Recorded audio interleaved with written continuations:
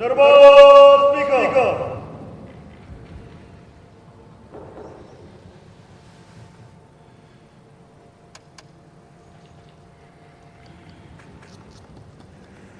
Please stand up for a national anthem.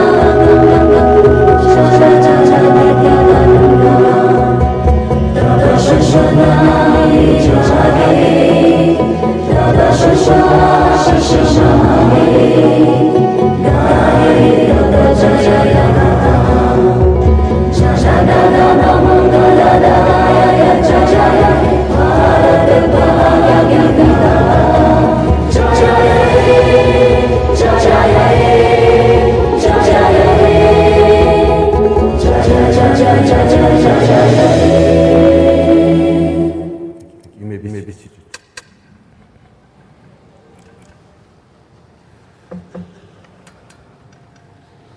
Let us commence our business today by taking up item number 2, report on the Business Advisory Committee under Rule 230 of the Rules of Procedure and Conduct of Business. I am to report that I called a meeting of the Business Advisory Committee in my office chamber on the 26th July 2024 to settle the calendar for the autumn session 2024. The meeting was attended by Sri Preston Tong, Minister in Charge of Parliamentary Affairs, Sri Roni Miro, MLA and Leader of Opposition, Sri Charles Ngro, MLA, and Sri Lakman Ngui, MLA. After a brief discussion, the Business Advisory Committee approved the calendar which consists of five working days, out of which 3 days have been earmarked for government business and 2 days for private members' business. The calendar approved by the Business Advisory Committee is placed on the honourable members' table. Now, I have an announcement.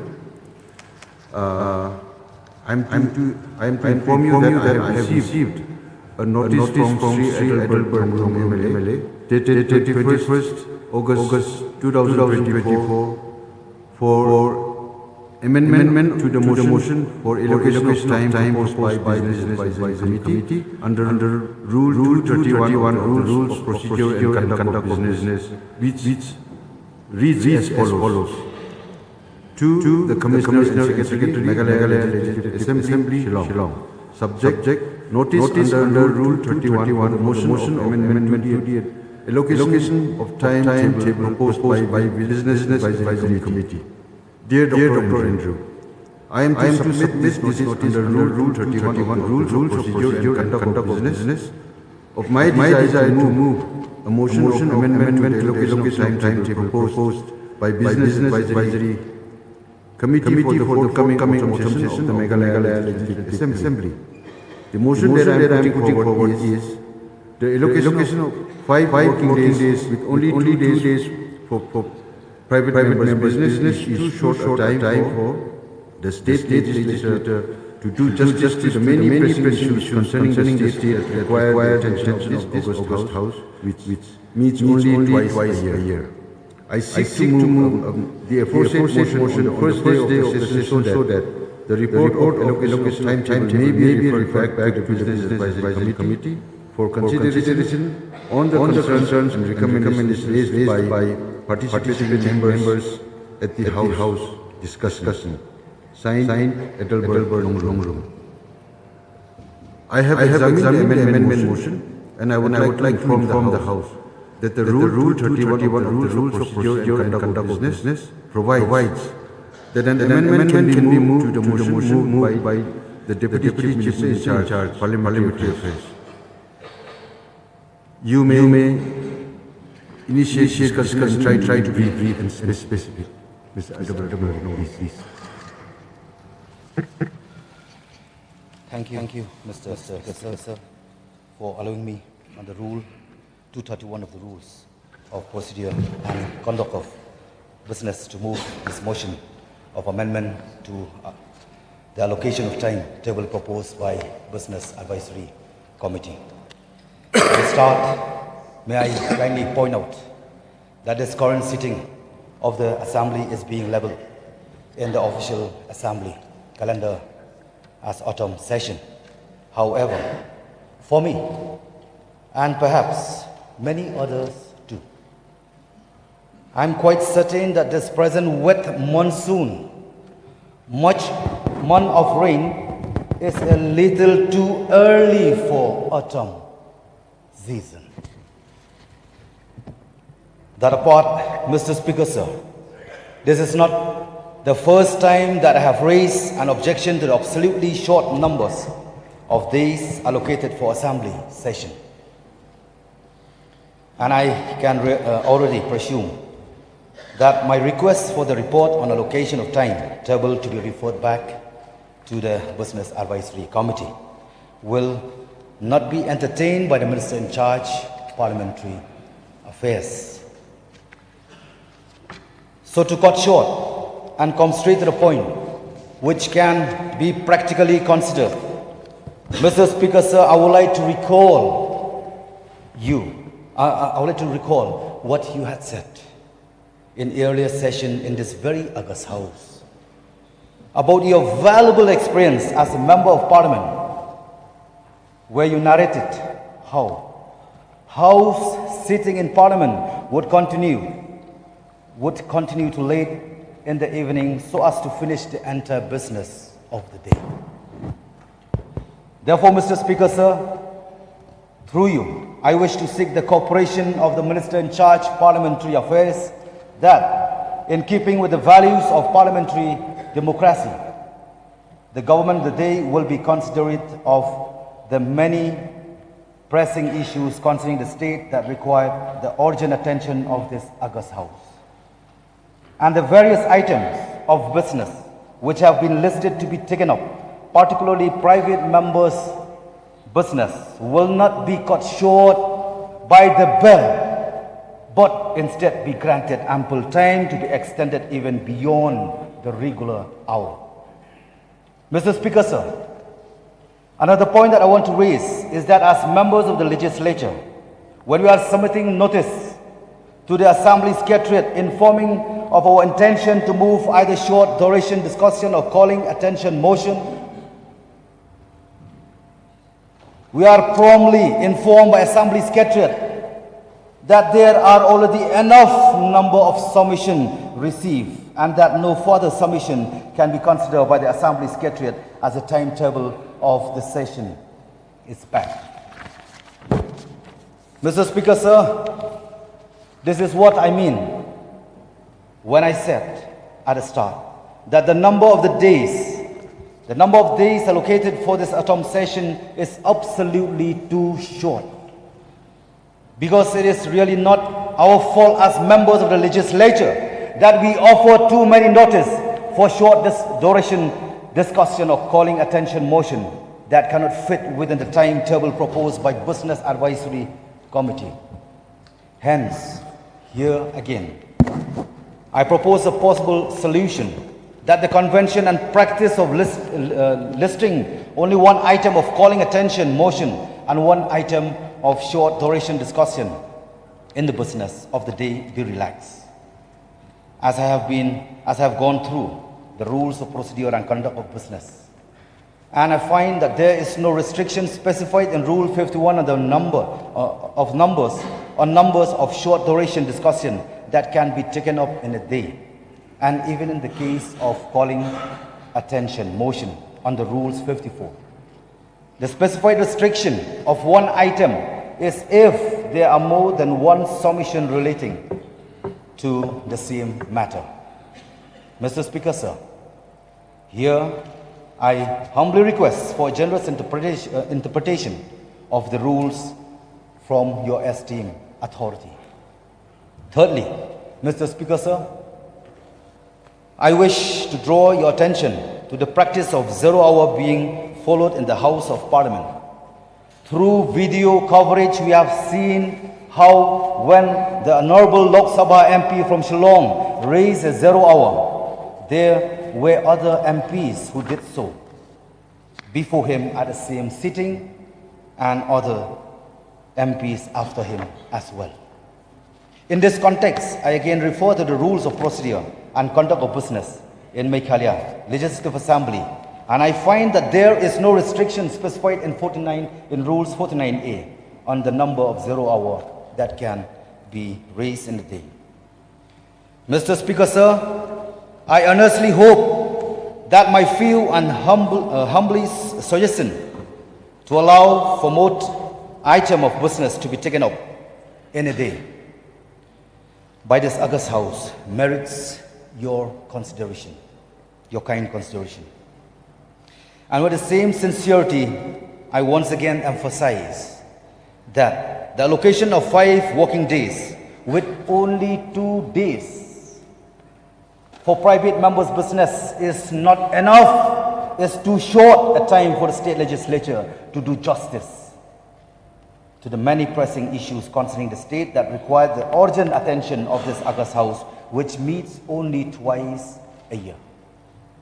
Mr. Speaker, sir, I fear that limiting this current assembly session to only a few days is really like curtailing the voice of the people. And by what? And by that, I don't mean just the voice of the party that I proudly represent, but the voice of the people of our representative constituency who have plenty of expectation from us, their elected representative, and from this August House for their many issues and concerns to be raised and heard. With these very few words, Mr. Speaker, sir, I thank you once again for allowing me to move this motion of amendment to the allocation of time table proposed by the Business Advisory Committee. Thank you. With this submission, I resume my seat. Anybody wanting to participate? Minister in charge to reply. Mr. Speaker, sir, the day when the BSC sat under your chairmanship, sir, we have already discussed all the details about all these issues. And if we recollect again, last year autumn session, we also had the same allotted calendar, which ultimately comes to 5 working days. And number 2, that day in the BSC, sir, I think I've already expressed, because from the government side, we need only 3 days.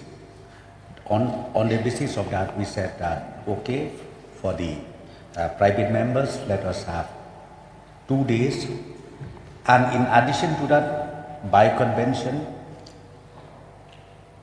what we have already decided that day also, sir, in case if need be, 1 or 2 hours or 3 hours in a day, it can be extended.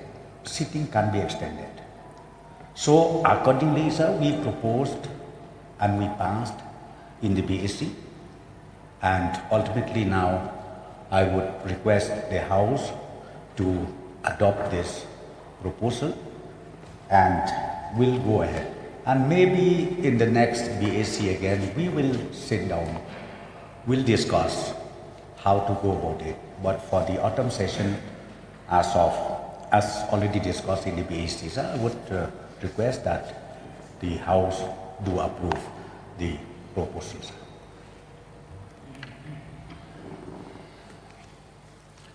So, may I know the mind of the mover, whether he will withdraw his amendment motion? Okay.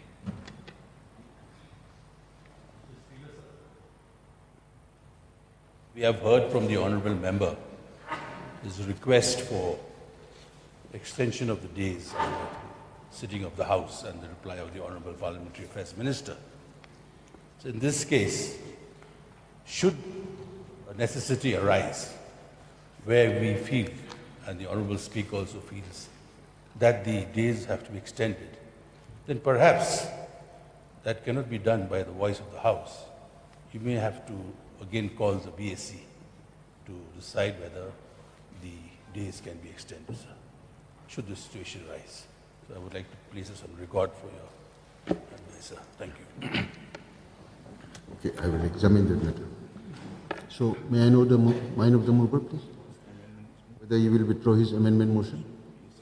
Honorable Mr. Speaker, sir, as you would like to know my mind, whether I will draw this motion or not. Sir, would respect to you and all honorable members. Since honorable member from North Mai, Charles Peng Group, had expressed the need, this is not the one, in fact, it is the need, it is the required, it is a required of time. It is, therefore, I demand, not only request through your respected chair. So why? Because this is happening every now, like in the past, and also as well now. So it is a great loss for the state as a whole. Because this is the only platform to discuss and to raise many issues. Therefore, sir, I would like to get from you the assurances from you. No, you have already expressed your mind. Now, please tell the House that whether you wish to withdraw. Honorable Parliamentary Secretary, Parliamentary Affairs, who had expressed that if needed, it may extend to 2-3 hours. But my personal view, for the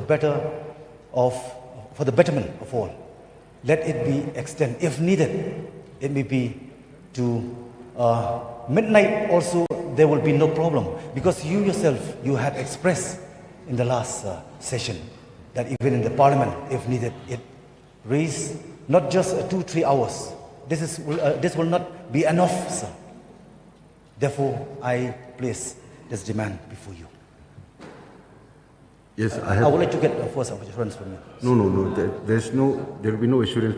Sorry. One more clarification, sir.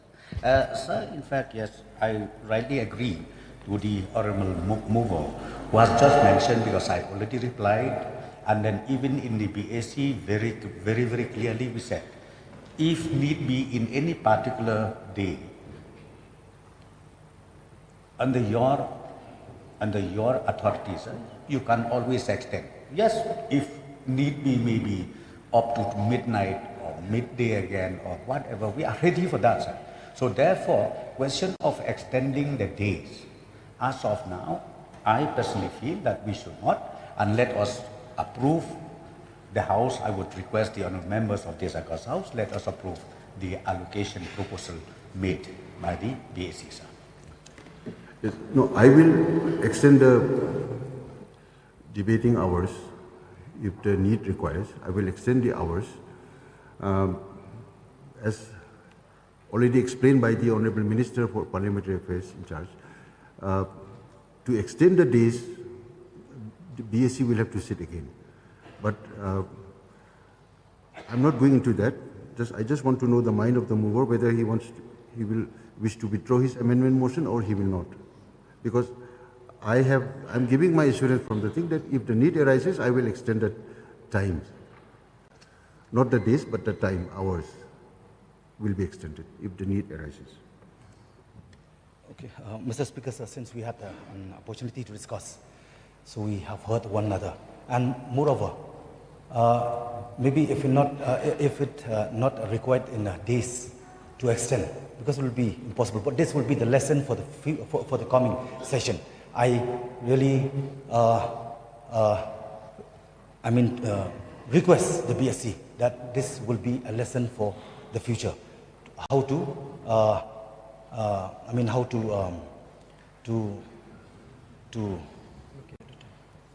allot the calendar, the time calendar. Sir, okay, if that is the case, I would really like to hear from you. Not only 2-3 hours. It will not be enough, sir. For you, as being a speaker, for others who are in the tertiary bench, is enough. They may just be hurried. They may take things in a hurried way, like we as a opposition, we clearly express that it is not enough. So therefore, I will not withdraw. I would like to see action, not only words, sir, because I believe in action, not words. So you will not Yeah, withdraw? I will not withdraw, sir. Time for discussing is, Minister has already replied now. Okay. Mr. Speaker, sir, just one submission. Okay, briefly, please.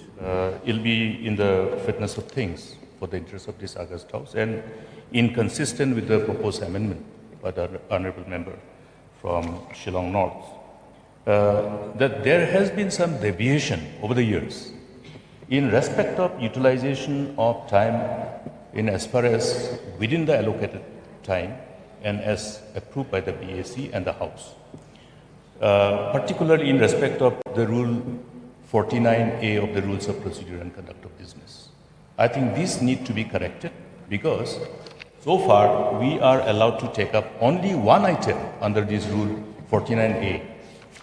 I remember as I entered this August House in 1993, we had the privilege of being able to move more than one. So this, I don't recollect as to when we deviated from this practice, but we need to correct it. And as you are aware, Mr. Speaker, sir, this is the same practice which is followed in the Parliament. So this part, at least as far as the provision under the Rule 49A of the Rules of Procedure and Conduct of Business, this need to be appropriately utilized. And please make it, let this be a space for the members to further use it effectively to take up issues of urgent and grave public interest issues. Yeah. But I feel that we have to restrict the number of 0-hour, call attention, short durations, as there are many other business to be taken up. Unlike in Parliament, the sitting of our House is restricted only up to 2 p.m. and 12 noon on Fridays. This is the practice and convention in the Meghalaya Legislative Assembly since its inception. But however, I have, in the previous sittings of this August House, I have extended the time even up to 6 o'clock. And if required, it may be even more. So, please, Honourable Member, once again I ask you whether you wish to withdraw or not. I respect your request for me whether to withdraw or not. Sir, I told you, this is not, I'm not just yesterday in this August House. I have seen, seeing is believing. So because of that, actions speak more louder than words. I will not withdraw, I will see first the action. Thank you, sir. Okay. Since the mover of the amendment motion is not willing to withdraw his amendment, I will now put the question before the House. The question is that the amendment moved by the mover, Sri Adelbert Nongrum MLA, be adopted. Those who are in favor say aye. Those against say no. The noes have it, and the amendment is rejected by the House. Now we come to item number 3. Sri Preston Tungsong, Deputy Chief Minister in charge, Parliamentary Affairs, to move. Deputy Chief Minister, please. Mr. Speaker, sir, I beg to move that this House agrees to the allocation of time proposed by the Business Advisory Committee in regards to the various items of business for the current session, sir. Motion moved. Now let me put the question before the House. The question is that this House agrees to the allocation of time proposed by the Business Advisory Committee with regard to various items of business for the current autumn session 2024. Those who are in favor say aye. Those who are against say no. The ayes have it, the motion is carried and the House agrees to the allocation of time proposed by the Business Advisory Committee for the current autumn session 2024. Now we come to item number 4. In pursuance of Rule 9(1) of the Rules of Procedure and Conduct of Business in the Meghalaya Legislative Assembly, I hereby nominate the following members to constitute the panel of chairmen for the autumn session 2024. Number 1, Sri Rupert Moman MLA. Number 2, Srimati Santa Mary Sheila MLA. Number 3, Sri Renington L. Thonkar MLA. And number 4, Sri Havingstone Karpran MLA. I am to inform the House that I have received a letter from Sri Conrad K. Sangma, Chief Minister Meghalaya, which is as follows. Respected Sir, I am to bring to your kind notice that all the matters relating to the day 1 of autumn session of the Meghalaya Legislative Assembly to be held on 23rd August 2024 will be replied by Sri Preston Tungsong, Deputy Chief Minister, on my behalf. With warm regards, signed Conrad K. Sangma, addressed to the Honorable Speaker, Meghalaya Legislative Assembly. Now we come to item number 5. Sri Preston Tungsong, Honorable Deputy Chief Minister, to lay the 42nd Annual Report of the Meghalaya Mineral Development Corporation Limited for the year 2022-2023. Honorable Deputy Chief Minister, please. Mr. Speaker, sir, I beg to lay the 42nd Annual Report of the Meghalaya Mineral Development Corporation Limited for the year 2022-23, sir.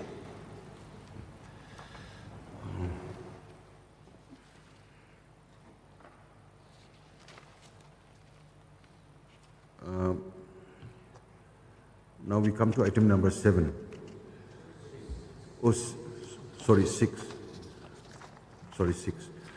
Sri Kamingwan, Minister in Charge Corporation, to lay the annual report of the Meghalaya State Warehousing Corporation for the year 2022-2023. Minister in Charge, please. Mr. Speaker, sir, to lay the annual report of the Meghalaya State Warehousing Corporation for the year 2022-2023. Now we come to item number 7. Sri Abu Tahil Mondal, Minister in Charge, power to lay the following. Number 1, the 12th Annual Report of the Meghalaya Power Distribution Corporation Limited for the year 2020-2021. The 13th Annual Report of the Meghalaya Power Distribution Corporation Limited for the year 2021-2022. The 12th Annual Report of the Meghalaya Power Generation Corporation Limited for the year 2020-2021. The 13th Annual Report of the Meghalaya Power Generation Corporation Limited for the year 2020-2021. The 12th Annual Report of the Meghalaya Power Transmission Corporation Limited for the year 2020-2021. The 13th Annual Report of the Meghalaya Power Transmission Corporation Limited for the year 2021-2022. The 12th Annual Report of the Meghalaya Energy Corporation Limited for the year 2020-2021. The 13th Annual Report of the Meghalaya Energy Corporation Limited for the year 2021-2022. Minister in Charge, please. Mr. Speaker, sir, I beg to lay the following. 1. The 12th Annual Report of the Meghalaya Power Distribution Corporation Limited for the year 2020 to 2021. 2. The 13th Annual Report of the Meghalaya Power Distribution Corporation Limited for the year 2021-22. 3. The 12th Annual Report of the Meghalaya Power Generation Corporation Limited for the year 2020-2021. 4th, the 13th Annual Report of the Meghalaya Power Generation Corporation Limited for the year 2021 to 2022. 5th, the 12th Annual Report of the Meghalaya Power Transmission Corporation Limited for the year 2020 to 2021. 6th, the 13th Annual Report of the Meghalaya Power Transmission Corporation Limited for the year 2021 to 2022. 7th, the 12th Annual Report of the Meghalaya Energy Corporation Limited for the year 2020 to 2021. 8th, the 13th Annual Report of the Meghalaya Energy Corporation Limited for the year 2021 to 2022. Now we come to item number 8. Sri Shaklir Waziri, Minister in Charge, Labour, Employment and Skill Development, to lay the following. Number 1, the annual account of the Meghalaya Building and Other Construction Workers Welfare Board for the year 2021, 2022 and 2022 to 2023. Number 2, the Comptroller and Auditor General of India's separate audit report of the Meghalaya Building and Other Construction Workers Welfare Board for the year 2021, 2022 and 2022-2023. Sri Shakya Wazir, please, Minister in charge. Honorable Speaker, sir, I beg to lay the following. Number one, the annual account of the Meghalaya Building and Other Construction Workers Welfare Board for the year 2021, 2022 and 2022-2023. Number two, the Comptroller and Auditor General of India separate audit report of the Meghalaya Building and Other Construction Workers Welfare Board for the year 2021, 2022 and 2022-2023. Now we come to item number 9. Sri Shakya Waziri, Minister in charge, Labour, Employment and Skill Development, to beg leave to introduce the Meghalaya Identification, Registration, Safety and Security of Migrant Workers Amendment Bill 2024. Minister in charge, please. Honorable Speaker, sir, I beg leave to introduce the Meghalaya Identification, Registration, Safety and Security of Migrant Workers Amendment Bill 2024. The question is that leave be granted to introduce the bill. Those who are in favor say aye. Those who are against say no. The ayes have it, and leave is granted to introduce the bill. Minister in charge to introduce the bill, please. Honorable Speaker, sir, I introduce the bill.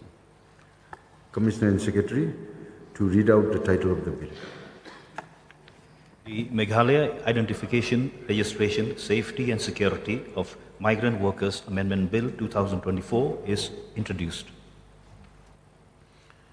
Now we come to item number 10. Sri Singao Balangdhar, Deputy Chief Minister in charge, Urban Affairs, to beg leave to introduce the Meghalaya Town and Country Planning Amendment Bill 2024. Minister in charge, please.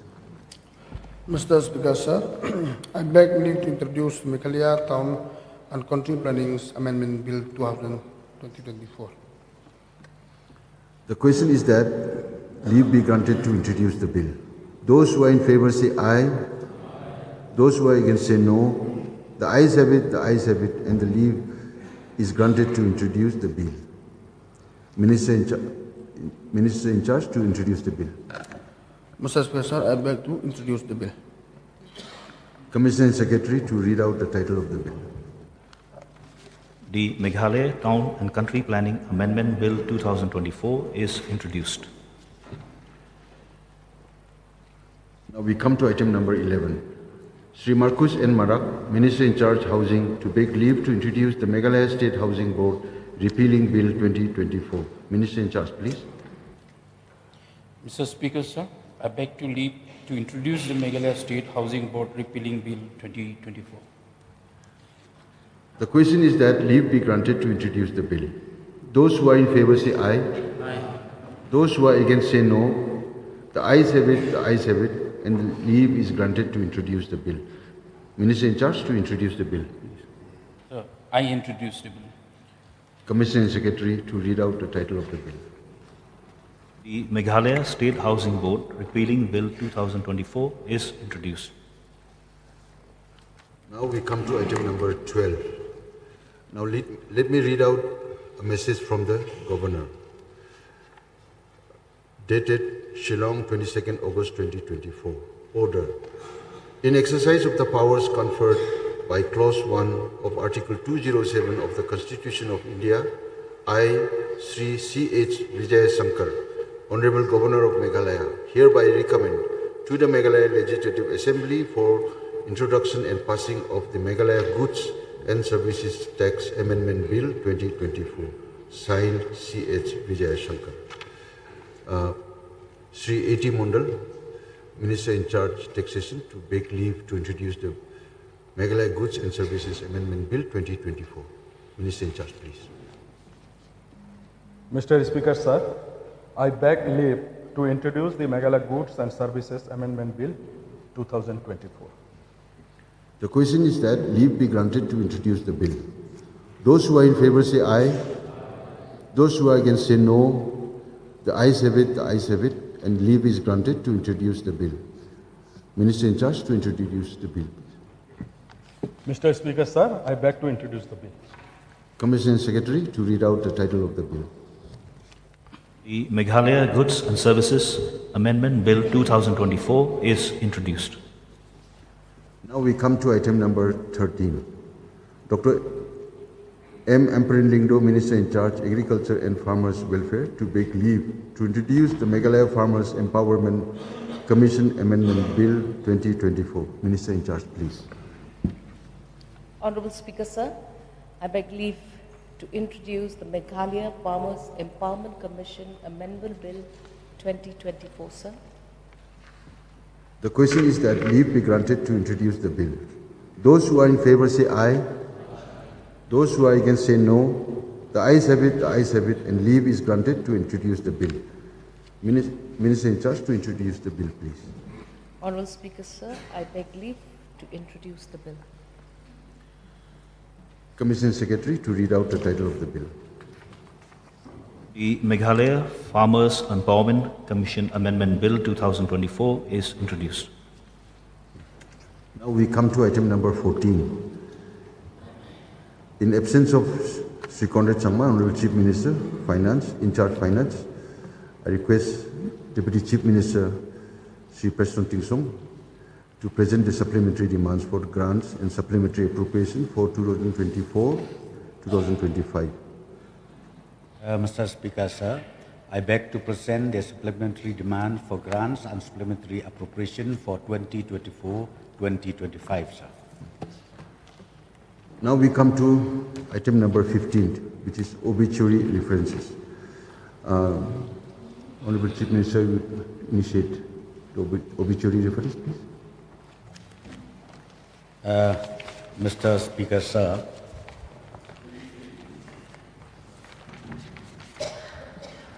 during the last few months, sir,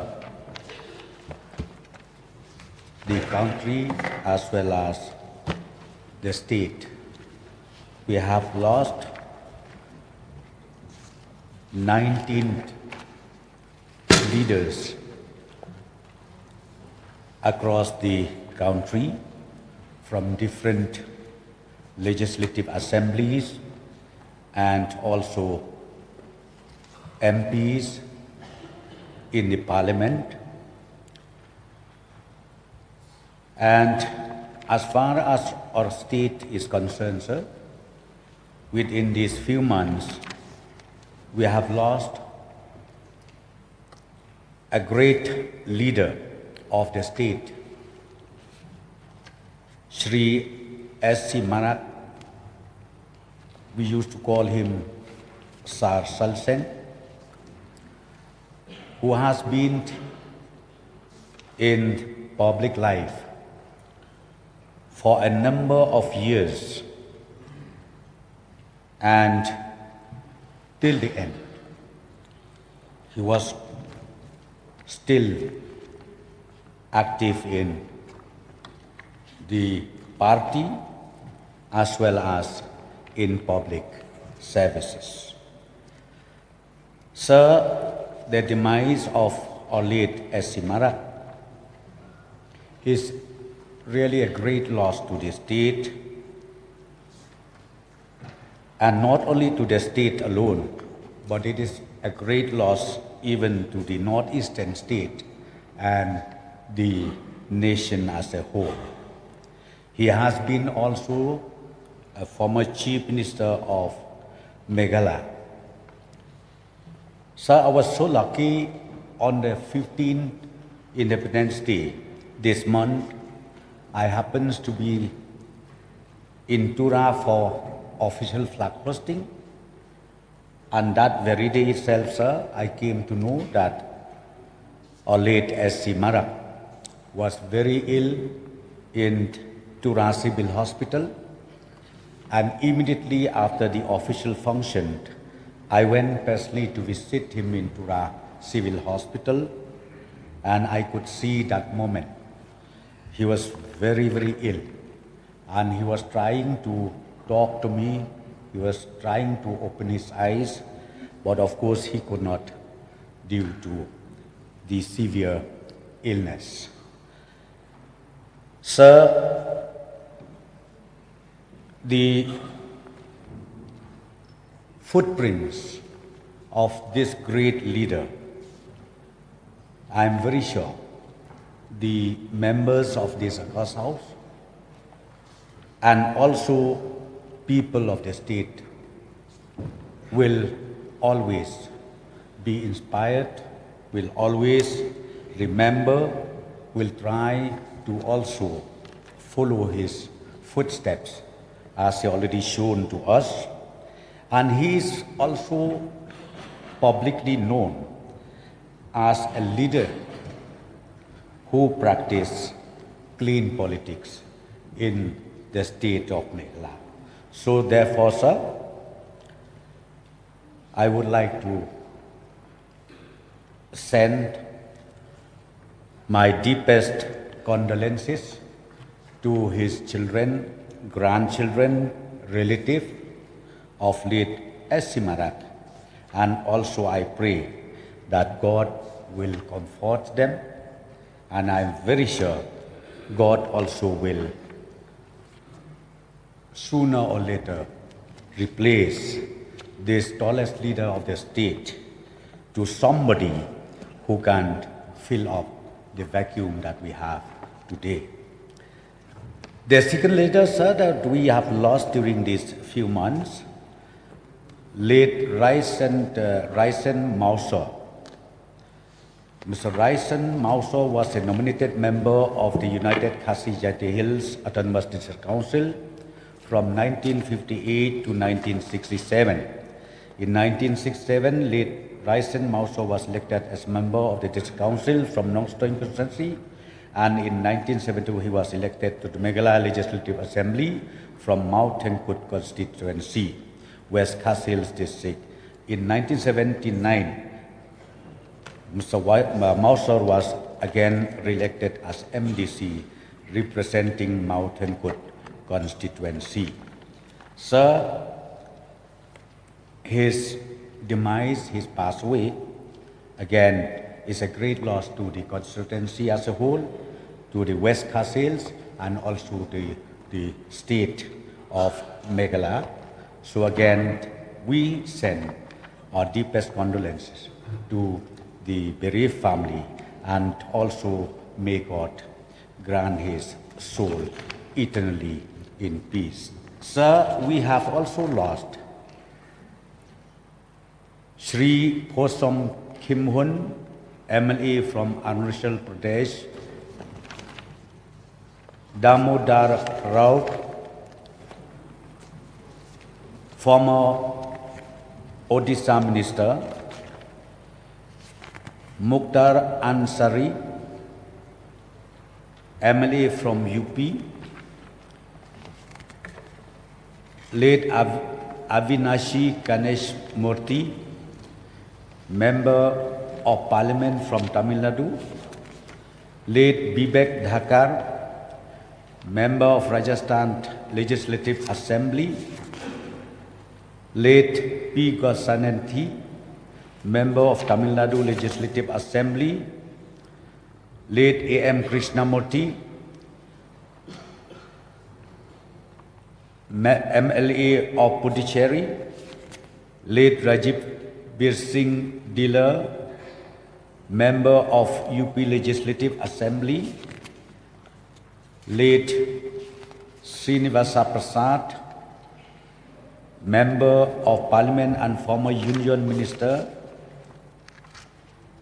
late C. Vilayutham, Member of Tamil Nadu Legislative Assembly, late M. Selvaraj, former Member of Parliament from Tamil Nadu, late Kamla Beniwal, Member of Rajasthan Legislative Assembly, late Pandurang Patel, former Member of Maharashtra Legislative Assembly, late Rakesh Doltibat, former MLA of Haryana, late Ramesh Rathod, former Member of Telangana Legislative Assembly, late Dharmapuri Srinivas, former Member of the Telangana Legislative Assembly, and late Bodhadeb Bhattacharjee, former Chief Minister of West Bengal.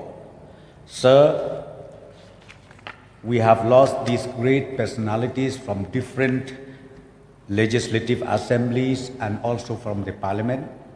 So I would like to send our deepest condolences to the bereaved family, and I'm sure God will replace the vacuum created by these personalities in the future for running the country and also the respective states. With these few words, I conclude my speech. Anybody willing to participate may raise your hands, please. Yes, please, Baroni. So I also rise to associate myself with the Deputy Chief Minister in paying homage to all these leaders who have contributed in their own capacities to the welfare of their respective states and the country. But sir, in particular, I would like to pay my homage and tribute to a great leader which the state has produced in the personality of late Salseng Marak. I know him, sir, I knew him intimately. He was always accommodative to anyone, irrespective of the, in which walk of life we are from. I remember when I was not in active politics, was just in the party. He was always accessible to us. He would give, his patient hearing. So, sir, that's why I am rising to pay my tribute to former Chief Minister of Meghalaya, late Salseng C. Marak, who passed away on the 16th August 2024 at the ripe old age of 83, sir. And survived. Unfortunately, he lost his wife many years ago, and he survived his children. So I think all his thing are here, where he was born, how he was elected. But sir, I would like to pay my tribute today, sir, as we gather to pay tribute to the departed soul of distinguished leaders of various states. I would like to join hands with the Deputy Chief Minister to offer my heartfelt condolences to the families and loved ones. In particular, I wish to honor the memory of late Salseng C. Marak and, of course, another leader of the state, Raisen Mausor, two esteemed legislators from our state. Sir. Late Salseng Marak, affectionately known as Mr. Clean. So that is the legacy is left behind for all of us. Mr. Clean. I wish, sir, when I departed from this earth, I'll be known also as Mr. Clean. Was more than just a politician, sir. He was a beacon of integrity, a symbol of unwavering principles in a world that often succumbs to temptation and power.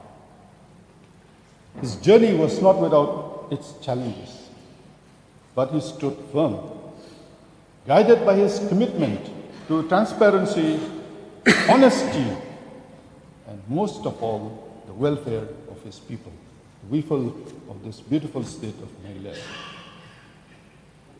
Though his tenure as Chief Minister in 1998 was brief, lasting only 12 days, its impact was profound.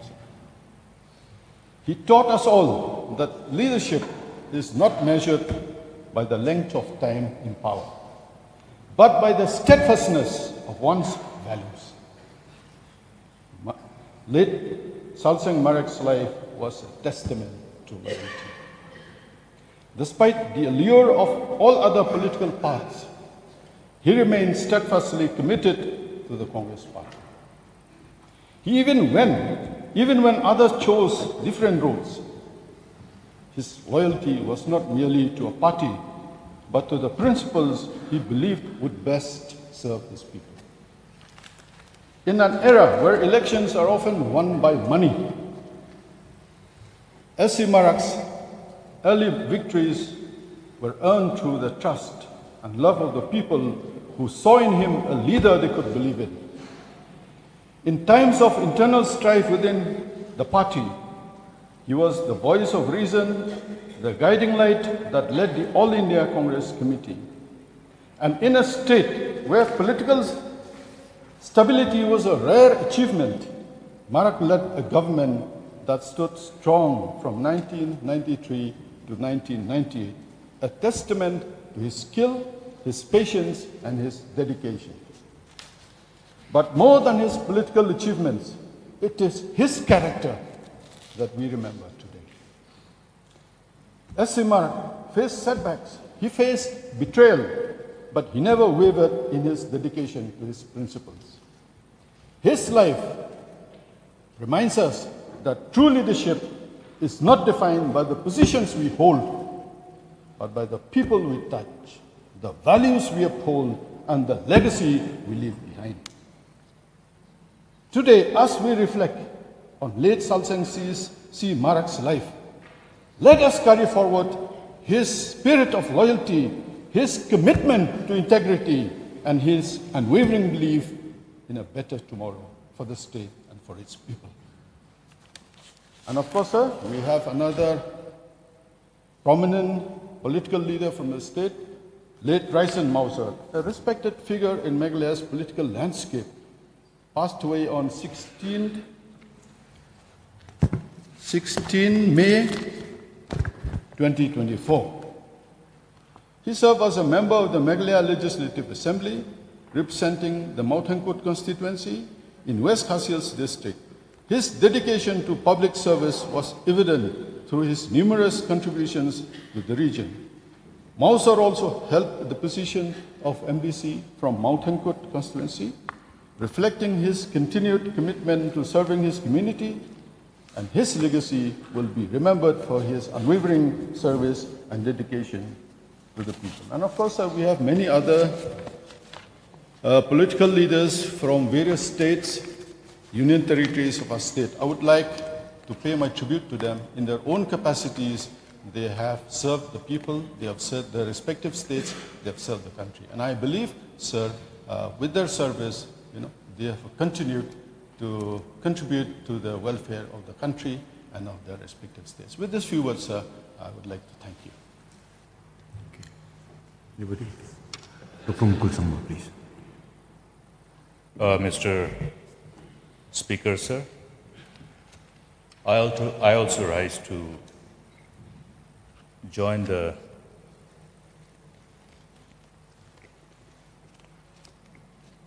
Deputy Chief Minister and LO in condoling the demise of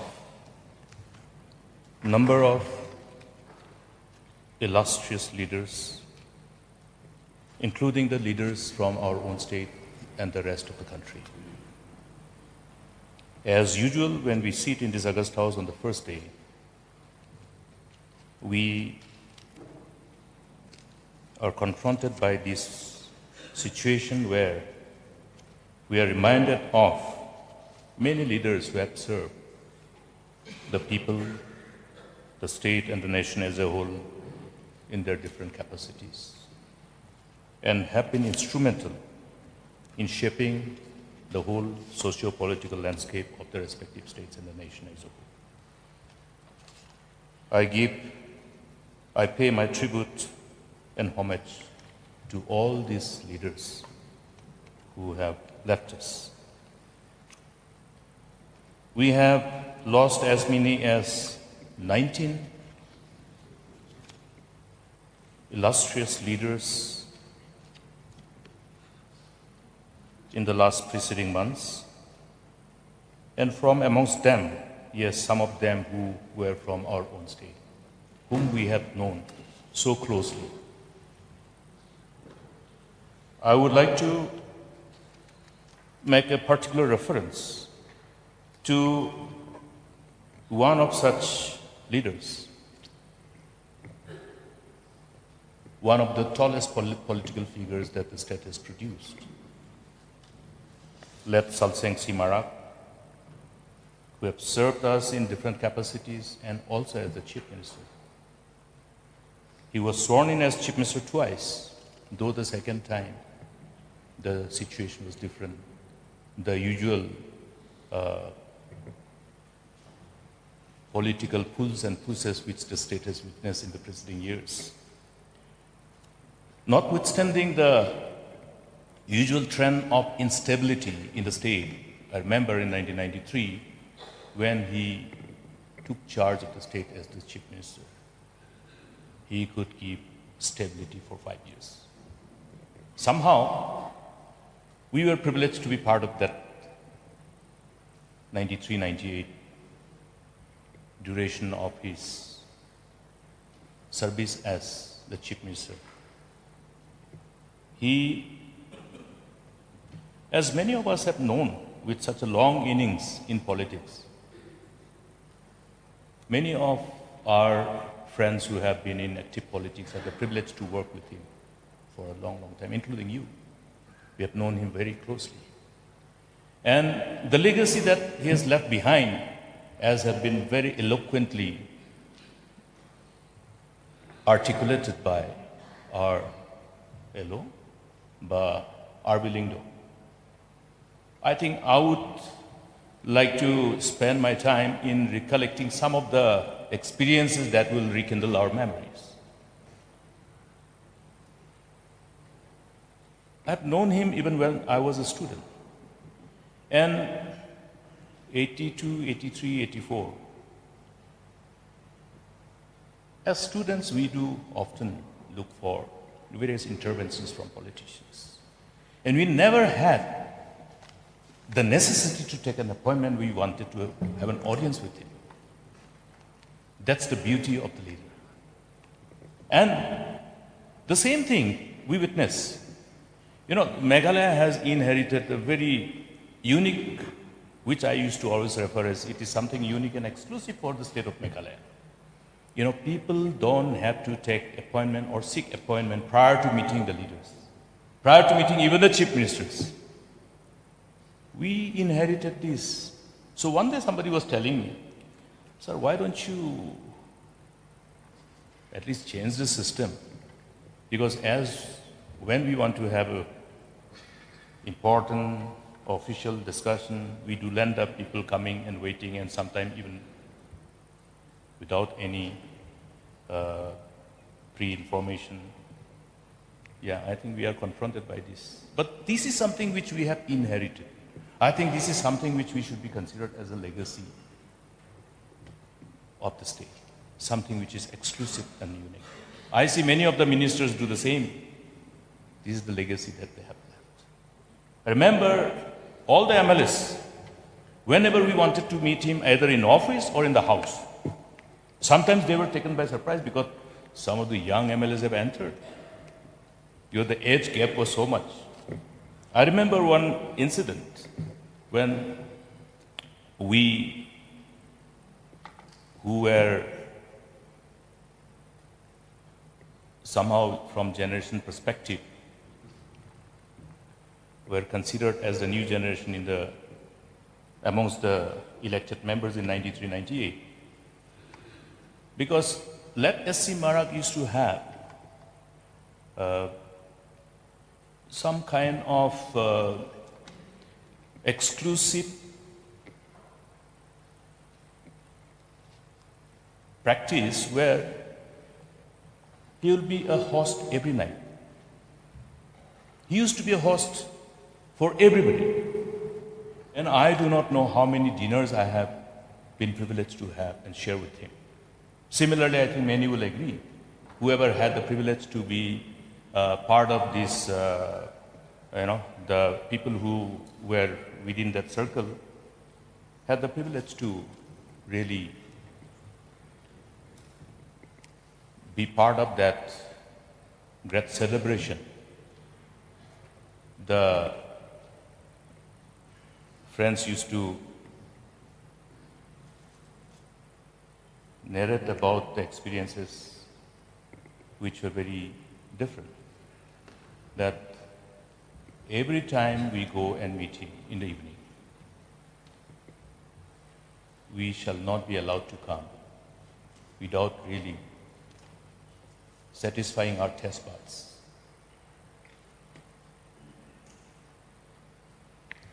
Ever willing to host people. Last time when I met him in his residence in Resu Belpara, since it was in the evening, he made it a point to ask me to have dinner with him. So that whole legacy, that as a politician, I think how many politicians, how many MLAs and how many ministers must have had dinner with him and lunch with him and breakfast with him. I think it will be very difficult for us to remember it. So that was the kind of speciality that this man demonstrated. And his love for music. Evening when we go for dinner, there'll be somebody playing the guitar and somebody singing the song that he used to like. I remember James Mervyn Pariat used to be a good guitarist. He used to be always there with the guitar, and that's how the whole environment was. Then, in respect of his clarity in taking decision, the decisions that he took during his tenure as Chief Minister in 93, during 93 and 98, I think they are worth remembering. I remember in 1993, the main issue during the election was the erection of border pillar in the western part of the state of Meghalaya. I don't know how many of us remember this. We have the honorable member from Dalu, who was then the MLA of Kerapara. We were of the same batch, 93 batch. So this issue of, the contentious issue of our differences with our counterpart Assam in respect of interstate border. I think Honorable Speaker will remember this. In 1993, this became an electoral issue. And so the people of the western part of the state were really wondering what should the state be doing and what will be the ultimate decision of the state.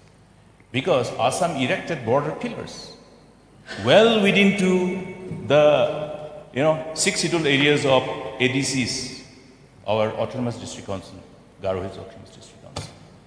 But after the formation of the government, he took a bold decision. All these border pillars which were erected were dismantled, removed overnight. That is the decision that gave the kind of confidence and hope in the people who were in power. There is a restoration of confidence of the people as people look at all of us pertaining to issues which need to be addressed in the right perspective. So these decisions, as we all know, understanding the stand of the counterpart, Assam, must not have been easy, but it was a decision that was taken and it was effectively implemented, thereby restoring the hope and confidence of the people in the political dispensation. And another very important decision, we all are aware of the provision of the Constitution of India in respect of the para 6 of the 6th Schedule of Constitution of India. The administration of the lower primary schools, which are vested with district councils.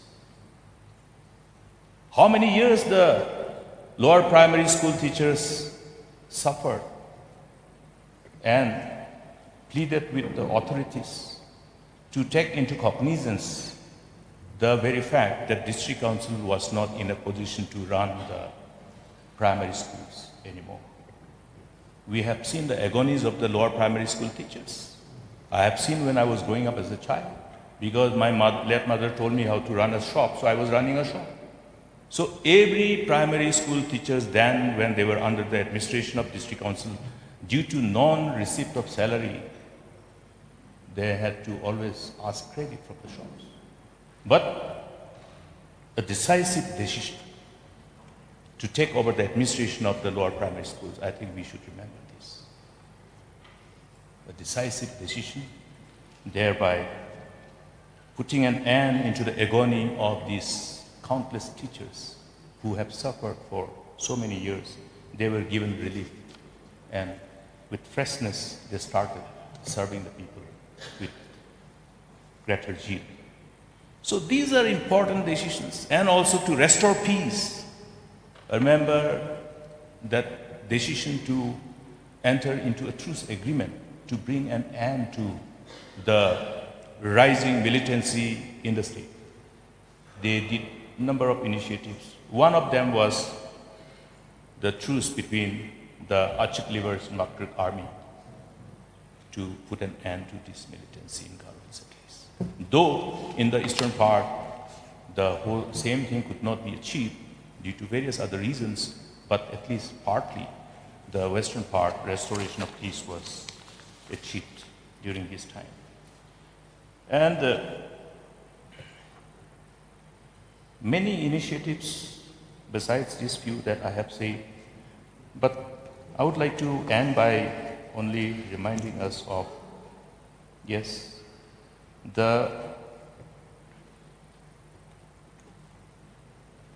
core values that he has demonstrated during his innings as politician and while he was in power, while he was the chief.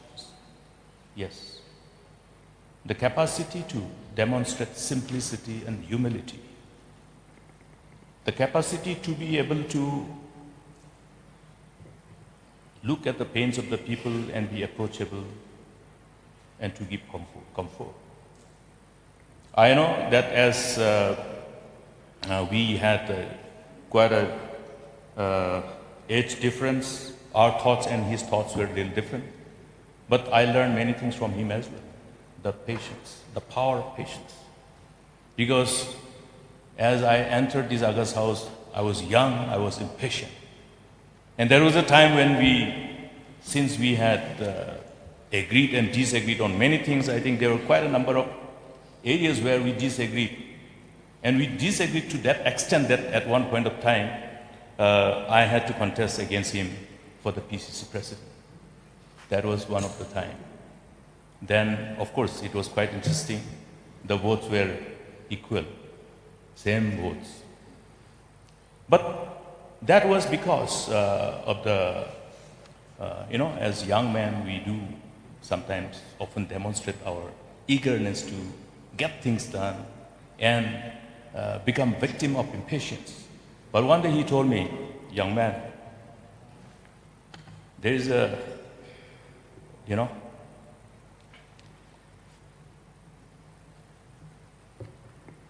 benefit of wait. Your impatience are not something which is considered as negative values of a person. I think it is only because you as young men want to see that, okay, we don't remain complacent. So I think that is how we created that check and balance between the young and the old. And subsequent to that, we saw a beautiful blend of the young and old in the politics of Meghalaya. We saw many more young men being encouraged by the senior leaders, and that's how we see today the whole members of this August House, how beautifully blended we are with the young and the old. I think it's another exclusivity of our August House. So, though we had time when we agreed and disagreed, but we agreed to work together. We had challenges which we faced together. I remember in 2018, when all the friends were deciding not to contest, he also indicated that he is not willing to contest. I had to go and virtually request him and appeal to him, sir, please don't do this. Please don't give up contest. And it was very difficult because he has whispered to many of his supporters that he may not contest, and therefore there were already some of our party workers who were already nurturing a young candidate, a new candidate, because the perception was generated that he will not contest 2018 election. It was difficult, but we convinced him and he contested only for the sake of the party.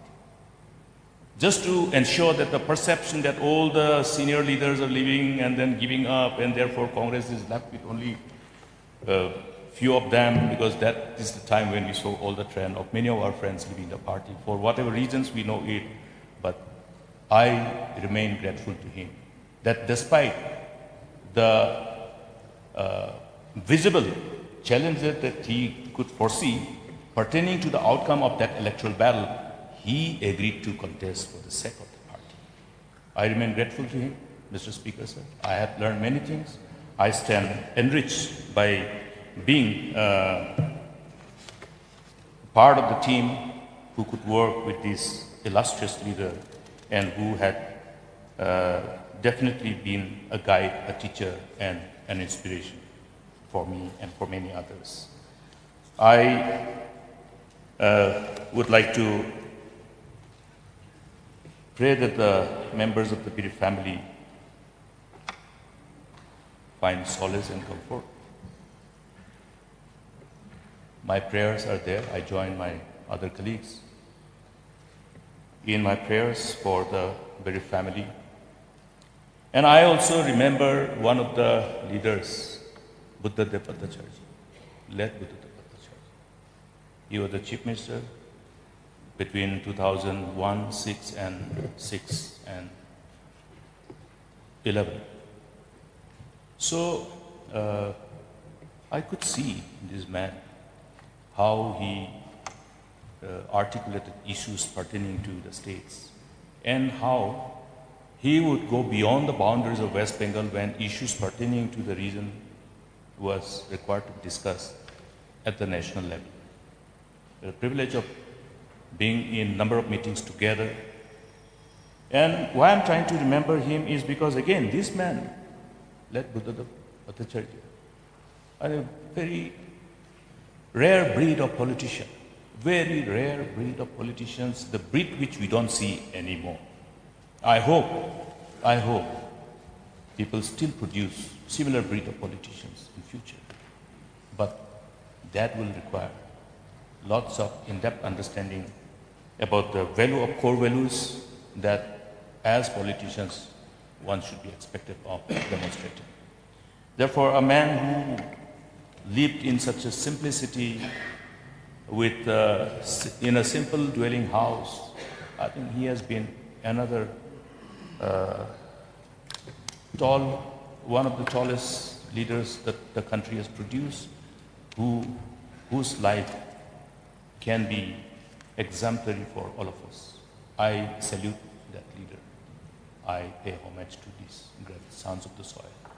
And besides them, Mr. Speaker, sir, yes, we have lost many friends. My prayers are there with all of you, for them and for the Piri family. I join all of you in praying for their solace and comfort, praying for the solace and comfort of the members. Yes, we are weak as human. I know that members of the Piri family and those affected loved ones and friends, how they must be going through in this situation. But as we all pass on our burden to the Lord, I hope they will all find comfort in the Lord. For it is written, my grace is sufficient for you, for my strength is made perfect in weakness. Therefore, may the Lord give them the strength in their weakness. Thank you, Mr. Speaker, sir. And through you, I send my deepest condolences to all the members of the Piri family of these great leaders, and I pray that the departed souls rest in eternal peace. Charles, please. Anybody willing to participate may raise your hand. Honorable Speaker, I also rise to pay my homage and condolences to the families of the stalwarts which the country has lost. And particularly, I want to pay my deepest respects and condolences to the family of late Salsing Si Marak. In one of the condolences message that was said during the funeral at Resubelpara, I recalled some of the sentences that were said, and one of the speakers had mentioned that he had touched many lives for the better. So I want to recall my foray into political life. It was in the year 1993 where late Salsing called me to his house and asked me to join the party as a primary member, which I accepted, and subsequently became the treasurer of the Congress, Meghalaya Youth Congress. 10 years went on, and in 2003, he told me again that this time you should stand for elections from the 24th Foreign Kham constituency. That was the interaction and guidance that he gave me. So I've known this gentleman for a very, very long time, and no words can actually talk about his goodness. I've just coined a few words. So he was a leader of unique credentials, a humanitarian par excellence, a human and humane in every sense, a colleague who expressed himself with mind, heart and soul so as to help in any contingency. A friend who was always present no matter the prevailing forces of challenges. A guide and guardian in the arena of political combat, and a role model of preeminent distinction amidst the hustle and bustle of lives and livelihoods. My remembrances of this great golden soul are profound and poignant. I shall miss his company, his guidance, and his friendship. It is all distinctively irreplaceable, sir. May God embrace him in his care, for late Salsing Marak deserves his blessings and, of course, our inextinguishable love. I was glad to be there for the last rites that was performed. And with these few words, sir, I convey my condolences to the families of to the family members, and may God give them the strength to bear this irreplaceable loss. I pray that his soul rests in eternal peace. Thank you, sir. Dr. M. Prendegiro, please.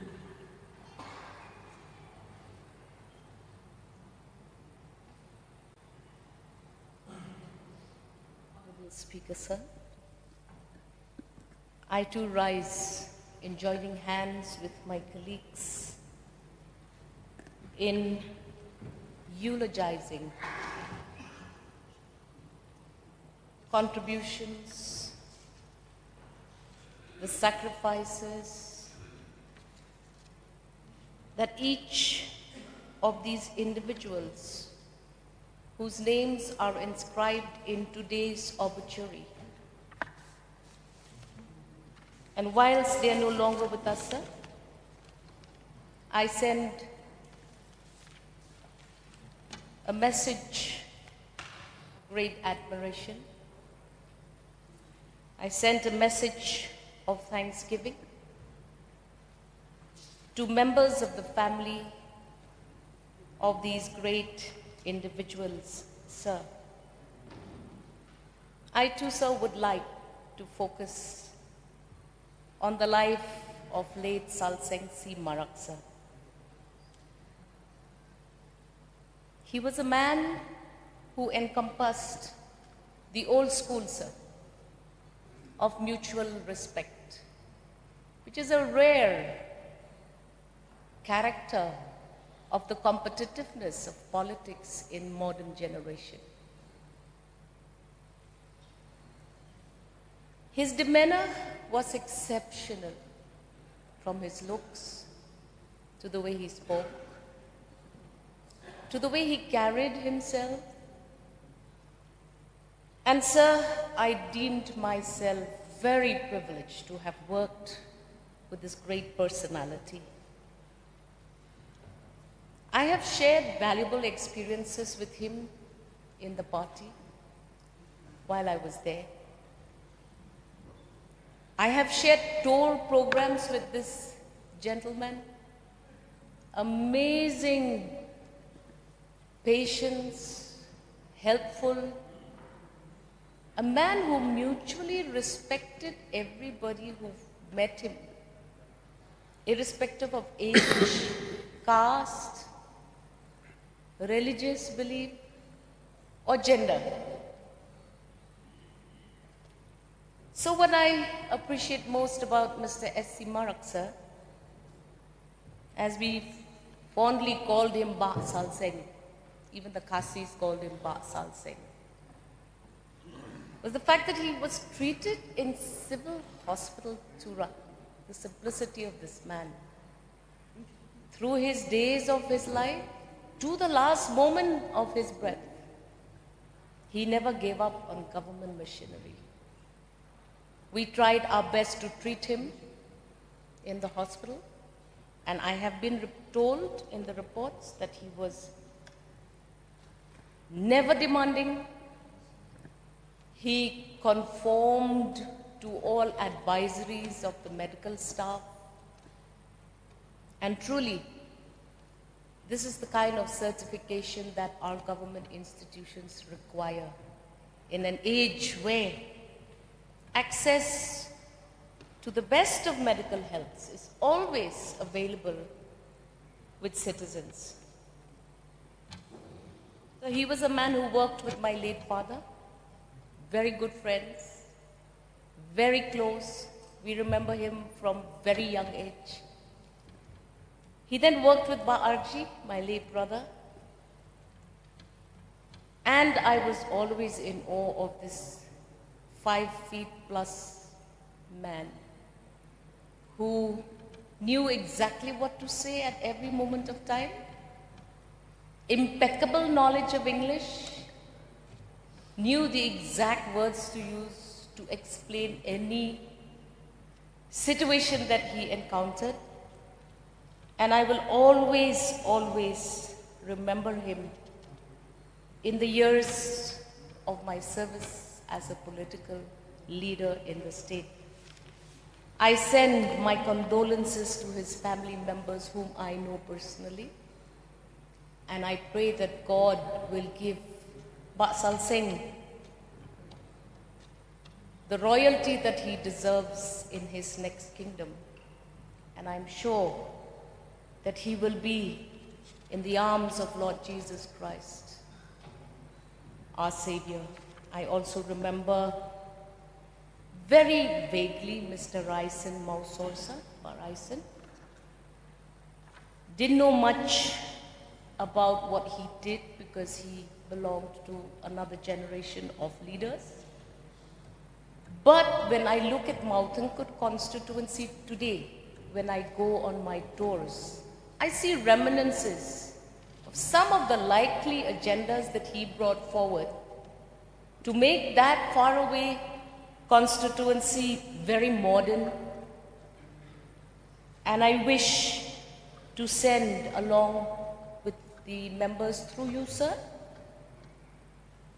our wishes of regret for the loss of this great leader, late Raisen Mausor. And we send condolence messages to all these other leaders whom I am sure made a mark in their own turfs, in their own positions, in various states across this country. And this practice of obituary is something that is beautiful. That all of us leaders. Condolence message to the living family members and a prayer to the departed soul that God may